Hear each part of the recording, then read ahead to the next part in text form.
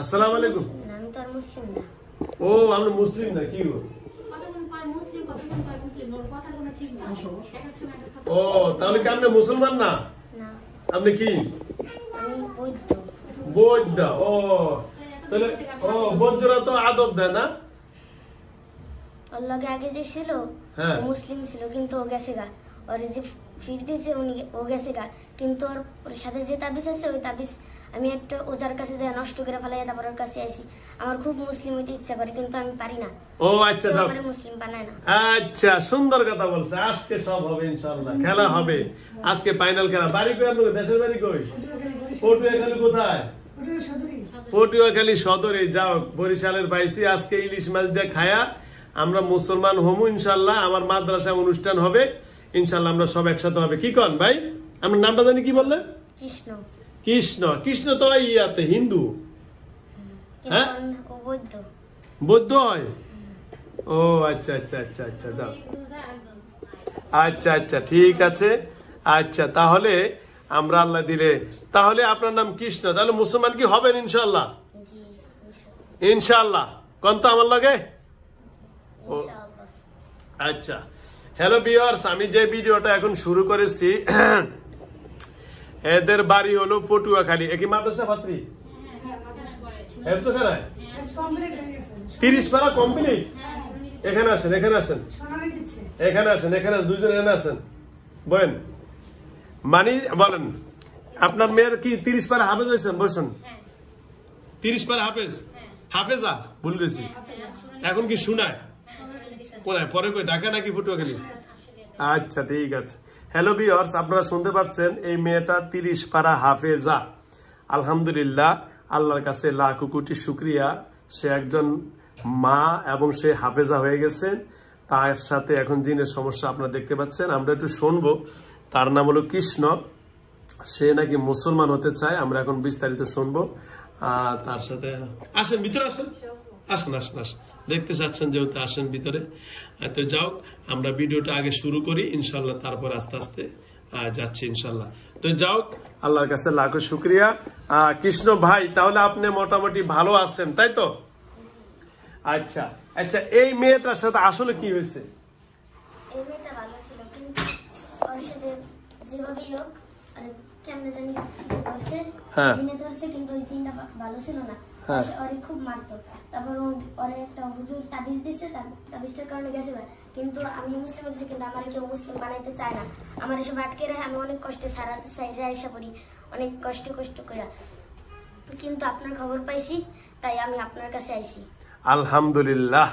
তাহলে আপনি আমার কাছে আসছেন, আমার কাছে মুসলমান হবেন ইনশাল্লাহ। আচ্ছা, আমরা আগে মুসলমান হয়ে ভাই ভাই হয়ে যাই নাকি? আচ্ছা তাহলে বসি ইনশাল্লাহ। তাহলে আমরা আগে মুসলমান হয়ে যাই। আব্দুল্লাহ ভাইরে আগে মুসলমান বানালাই ইনশাআল্লাহ। কি জানি কয় কৃষ্ণ ভাইরে বলেন, আমার সাথে বলবেন কালেমা। লা ইলাহা ইল্লাল্লাহু মুহাম্মাদুর রাসূলুল্লাহ সাল্লাল্লাহু আলাইহি ওয়াসাল্লাম। কালিমায়ে শাহাদাত আশহাদু আল্লাহ ইলাহা ইল্লাল্লাহু ওয়া আশহাদু আন্না মুহাম্মাদান আবদুহু ওয়া রাসূলুহু।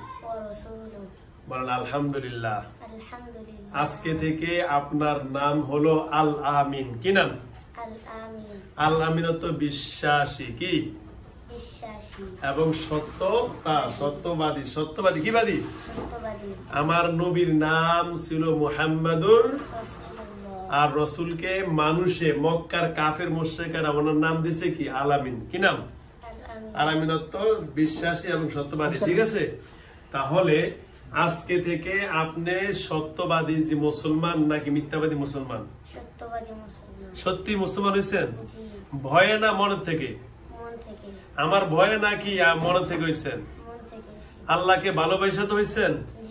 আল্লাহ আপনার ইসলামকে কবুল করে, বলেন আমিন। আচ্ছা, এর নাম কি জানি বলেন? তামান্না। আর কোন ভালো নাম আছে? এটাই। তামান্না, তামান্না একজন হাফেজা, একজন হাফেজা। হাফেজা, পবিত্র কোরআন সে শিখছে। আলহামদুলিল্লাহ বলেন। তো যাও, এই মেয়েটা যদি 30 পারা কোরআন পড়তে পারে ছোট বয়সে, মাত্র 8-9 বছর বয়সে যদি সে 30 পারা কোরআন পড়তে পারে, আপনি তার কাছে আসছেন, কোথা থেকে আসছেন? আমি আমার একটা বন্ধুর কাছে দেওয়ার খবর পাইছি, আমার কেউ মুসলিম বানাইতে চায় না, তাই আপনার খবর পাইছি, তাই আমার বন্ধুর কাছে আমি আপনার খোঁজ পাই, তারপর ওর তাবিজ নষ্ট করে ওর কাছে এসেছি যেন ও আপনার কাছে আসে, ওর বাবা মার জন্য আপনার কাছে নিয়ে আসে, তাই ওর মুসলমান হবেন। জি। আল্লাহ আল্লাহ আল্লাহ আপনাকে কবুল করো। মানে অন্য মানে মুসলমান হওয়ার জন্য একটা পথ খুঁজছেন আপনি, তাই তো? জি, আমার কেউ মুসলিম বানাইতে চায় না, সবাই আমার আটকে রাখে। আচ্ছা, সেই জন্য আপনি একটা বন্ধুর মাধ্যমে খোঁজ পাইছেন আমার, তাই তো? যে হুজুরের কাছে গেলে হুজুরে তো মারে না, সুন্দরভাবে বুঝে কি করে মুসলমান বানায়। আচ্ছা যাও, আপনার এই বিশ্বাস আল্লাহ কবুল করো। তো যাও, এখন তার মা বাবার দাবি তাকে কষ্ট দেয়, এই কষ্ট দেয় কারা?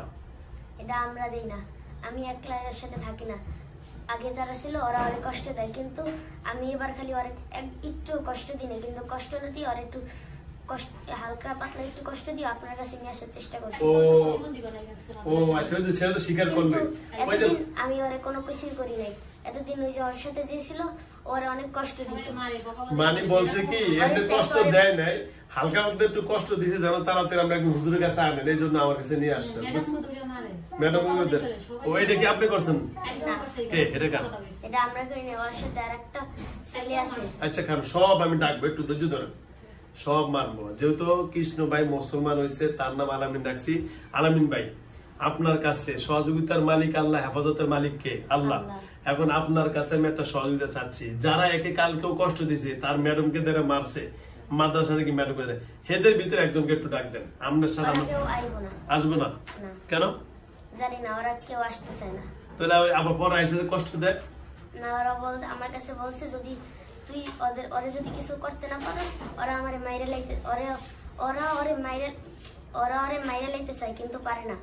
আমার কারণে পারে না, কারণ আমি মুসলিম হইতে চাইছি, কিন্তু তাই ওরে আটকে রাখছি। আমি বৈদ্য ঠিক আছে, কিন্তু ওরে আটকে রাখছি, আর একটু সুযোগ পাইলেই মাইরা লাইবো, কিন্তু এখন আর পারবো না, যেহেতু আপনার কাছে আইসা পড়ছি। আলহামদুলিল্লাহ, আলহামদুলিল্লাহ। আল্লাহ তুমি তোমার বান্দিকে হেফাজত করো। শোনেন, কথা বলেন না। তো সুতরাং আল্লাহর কাছে লাখ শুকরিয়া, আল্লাহ যেন আপনাকে মুসলমান হিসাবে কবুল করে নেন। আল্লাহ রাব্বুল আলামিন জন্য তার ঘর বাইতুল্লাহ মক্কা নগরীতে আপনাকে যাওয়ার সুযোগ করে দেয়। সুতরাং আল্লাহ যেন সেই ঘরে গিয়ে আপনাকে সকল গুনাহ মাফ মুক্তির জন্য তওবা করে। আচ্ছা।